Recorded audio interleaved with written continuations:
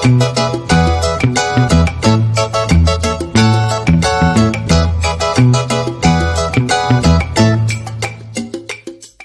आदाब, सत श्री अकाल दोस्तों। परदेसी फ्लाइट पर आपका बहुत बहुत स्वागत है। तो दोस्तों 17 मई की तारीख आ चुकी है, जिस तारीख की चर्चा पिछले काफी कुछ समय से थी, क्योंकि 17 तारीख में ही सऊदी अरब ने ऐलान किया था कि 17 मई से सऊदी अरब में नॉर्मल फ्लाइट की सेवाएं पूरी तरीके से बहाल हो जाएंगी। ठीक वैसा ही हुआ। आज 17 मई से सऊदी अरब में नॉर्मल फ्लाइट की सेवाएं पूरी तरीके से बहाल हो गई हैं।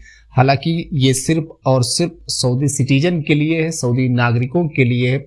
कई सारे नियम बनाए गए हैं उनकी यात्रा को लेकर। इसके अलावा सऊदी ने अपने जो जमीनी रास्ते हैं और जो समुद्री रास्ते हैं उसको भी खोल दिया है पूरी तरीके से।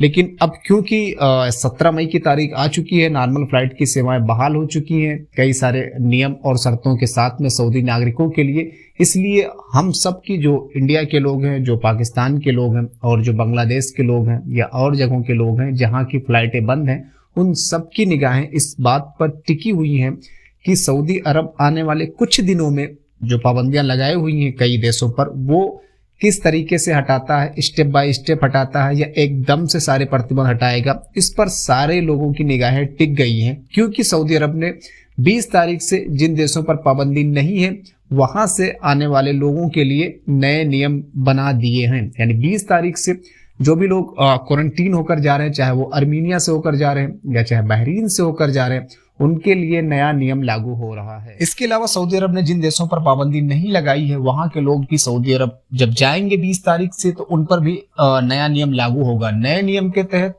सऊदी अरब जाने वाले गैर सऊदी नागरिकों को 7 दिन इंस्टीट्यूशनल क्वारंटीन रहना होगा। इसके अलावा 2 PCR उनका टेस्ट होगा सऊदी में। इसके अलावा उनको कोविड-19 यानी कोरोना का इंश्योरेंस यानी बीमा भी लेना पड़ेगा। ये सारी चीजें आपके टिकट में इंक्लूड होंगी, यानी आपके टिकट में जुड़ी होंगी। जब आप 20 तारीख से जाएंगे तो 7 दिन का इंस्टीट्यूशनल क्वारंटीन, 2 PCR टेस्ट, इसके अलावा ट्रेवल इंश्योरेंस, ये सारी चीजें आपके टिकट के साथ में जुड़ जाएंगी। ये सारे जो खर्चे आएंगे, जो आप 7 दिन इंस्टीट्यूशनल क्वारंटीन रहेंगे सऊदी अरेबिया में, उसके जो भी खर्चे होंगे रहने के, खाने के, इसके अलावा PCR टेस्ट के, ट्रेवल इंश्योरेंस के, ये सारी की सारी चीजें आपको अपने जेब से खर्च करनी पड़ेंगी। यानी जो भी यात्री जाएगा, जो भी पैसेंजर जाएगा, ये सारे पैसे उसको ही खर्च करने पड़ेंगे। ये एक ध्यान देने वाली बात है, क्योंकि ये 20 तारीख से शुरू हो रहा है।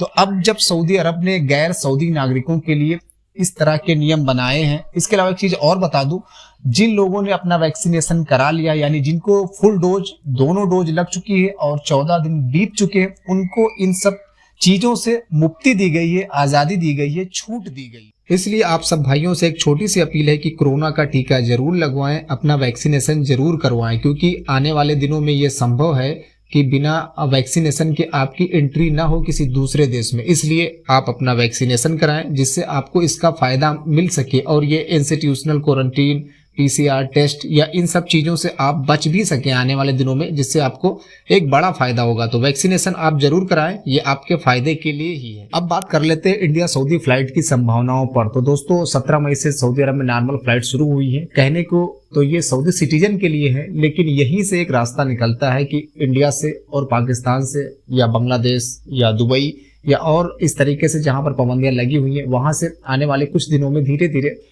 पाबंदियां हटेंगी और फ्लाइट की अनुमति दी जाएगी। इसकी प्रमुख वजह यह है कि सऊदी ने जो इंस्टीट्यूशनल क्वारंटीन का नियम बनाया है, 2 PCR टेस्ट, इसके अलावा ट्रेवल इंश्योरेंस, ये सारी चीजें जो सऊदी अरब कर रहा है, इसका मतलब साफ है कि जो गैर मुल्की लोग हैं, जो गैर सऊदी के लोग हैं, उनके लिए जो नियम बनाए जा रहे हैं सऊदी की तरफ से, वो कहीं ना कहीं पर इस बात का इशारा कर रहे हैं कि आने वाले कुछ दिनों में इंडिया, पाकिस्तान या और सारे देशों को छूट मिलने वाली है। हालांकि ये बहुत कुछ इस बात पर निर्भर करता है कि भारत में इस समय कोरोना के हालात क्या हैं, आने वाले दिनों में क्या होंगे, इन सब चीजों पर भी ये निर्भर करता है। इसके अलावा भारत सरकार की क्या कोशिश होती है फ्लाइट को लेकर, सऊदी के साथ किस तरीके से बात करता है, इस पर भी निर्भर करता है। ये चीजें सरकारों पर भी निर्भर करती हैं। अगर सरकारें संवेदनशील हों, लगातार बात पहुंचाएं, गवर्नमेंट अपनी बात को दूसरे देशों के साथ में रखे, उनको समस्याएं बताए, अपने नागरिकों की समस्याएं बताए और सब चीजों से अगर वो मुतमईन कर दे